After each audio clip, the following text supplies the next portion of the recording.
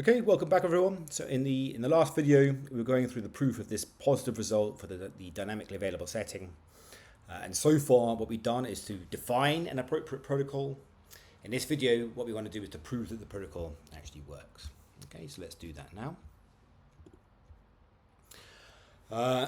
So recall here that we're not considering Byzantine action. Right? We're supposing that faulty players can only deviate from honest behavior by crashing or delaying message dissemination. So what does that mean in particular for this protocol that we defined? Well, it means these three things in particular. These are the things that are going to be useful as we go through the proof. Okay, first it means that a faulty player cannot disseminate messages that reference coins that are not assigned to its identifiers. Okay, because the protocol instructions don't tell it to do that. And secondly, it means a faulty player cannot send a round R activity messages for rounds R at which it's not active.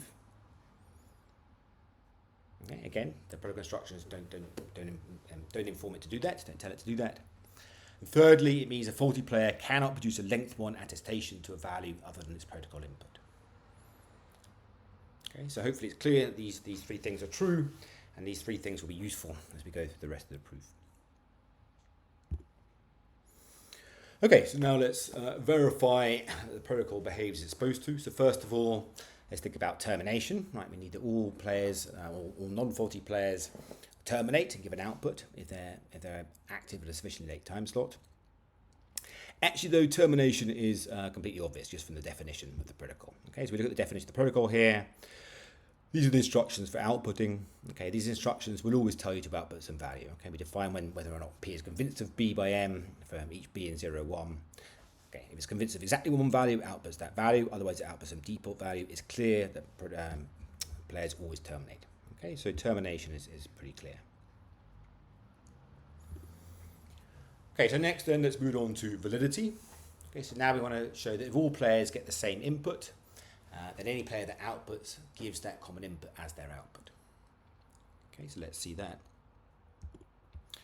Okay, so suppose that every player P then is given the same protocol input, right, some value B. Consider some honest player P, and the message is M, it's received when it chooses to output. Okay, and then by the third point we made before in terms of the faulty behavior that's possible, let's just remind ourselves what that was. The third point is that a faulty player cannot produce a length 1 attestation to a value other than its protocol input.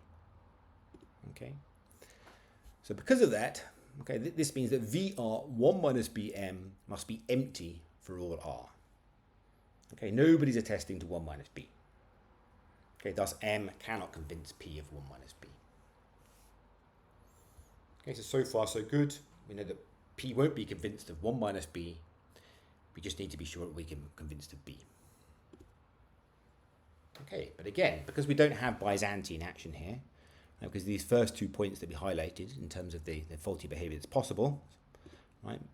Okay, but because the faulty player cannot disseminate messages that reference coins that are not assigned to its identifiers, because the faulty player cannot send round R activity messages for rounds R at which they're not active, okay, and because the adversary is row bound for row less than half, okay, that means the strict majority of the coins in A1M are assigned to honest players' identifiers. Okay, so a strict majority of the coins in A1M are assigned to honest players' identifiers. And then the protocol instructions for honest players active in round 1, okay, and that tells them to disseminate a length 1 attestation to their input value, right? Right, so those messages ensure that all of these coins appear also in V1BM. Okay, and this is precisely the conditions we require for P to be convinced of B. Okay, so thus P will be convinced of B and only B by M, and P will output B. Okay, so that gives us validity. So finally then, let's move on to agreement. And for agreement, the basic approach is similar to that in the original Dolo-Strong proof. Basically, it suffices to show that every honest player is convinced of the same set of values by its time of output.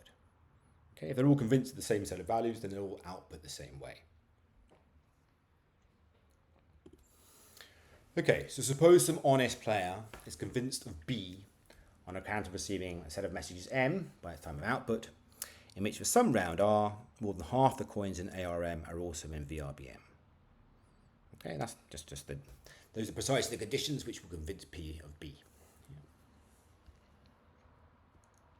Okay, so suppose that's true, and we want to show that other honest players will also be convinced of B. Yeah.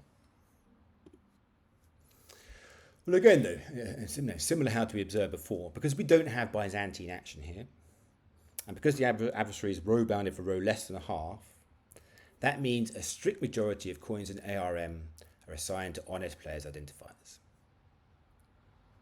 Okay. And then because a strict majority of the coins in ARM are also in VRBM, okay, because we're given that's true, the bullet point above, right?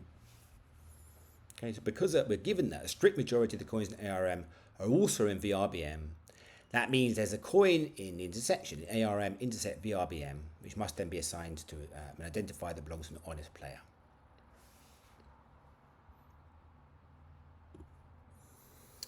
Okay, so this is a coin in VRBM. The fact that it's in VRBM means that P must have disseminated a length L attestation to B for some L less than or equal to R, because that's just the definition of VRBM. Okay, and because P is honest, that dissemination must have occurred around L. Okay, so now let's see what we can do with that. Okay, so now we consider two cases. And again, the two cases are essentially analogues of the similar cases in the original Dolive-Strong proof. Okay, so first we consider the case that L is strictly less than N star. Okay. In that case, honest players active at round L plus 1, okay, they're going to receive this length L attestation. It's not too late at this point for them to send on a length L plus 1 attestation if they haven't already sent a shorter one, right, to that value. Okay, so honest players active at round L plus 1, having then received P's attestation, would disseminate their own length L plus 1 attestations to B, unless they've also already done so in some previous round with shorter attestations to the same value. Okay, and that means for any set M prime of messages that might be received by a player by the time slot which they output, right? Okay, if we consider VL plus 1B of M prime, that must contain every coin assigned to an identifier of an honest player that is active at round L plus 1.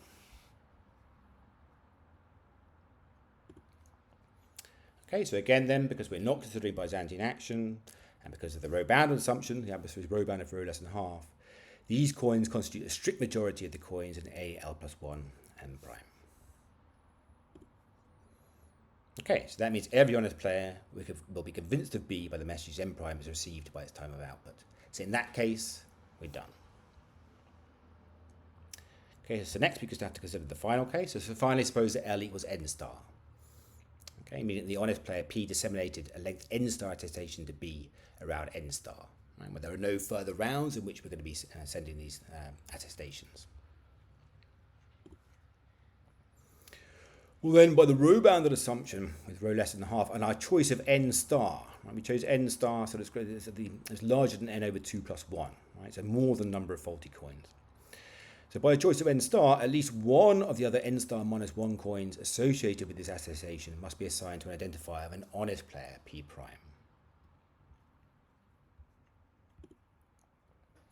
Okay, that player P prime must then have disseminated in some previous round, right, for some previous L prime less than N star, length L prime attestation to B in round L prime. Okay, so that just means this case reduces to the previous one, right? With P prime and L prime playing the roles of P and L respectively. Okay, so again, every honest player will be convinced of B by its time of output. Okay, so that suffices then to prove agreement. Okay, so that completes the proof. What we'll do in the next video is to sketch our first impossibility result for the dynamically available setting. So see you there.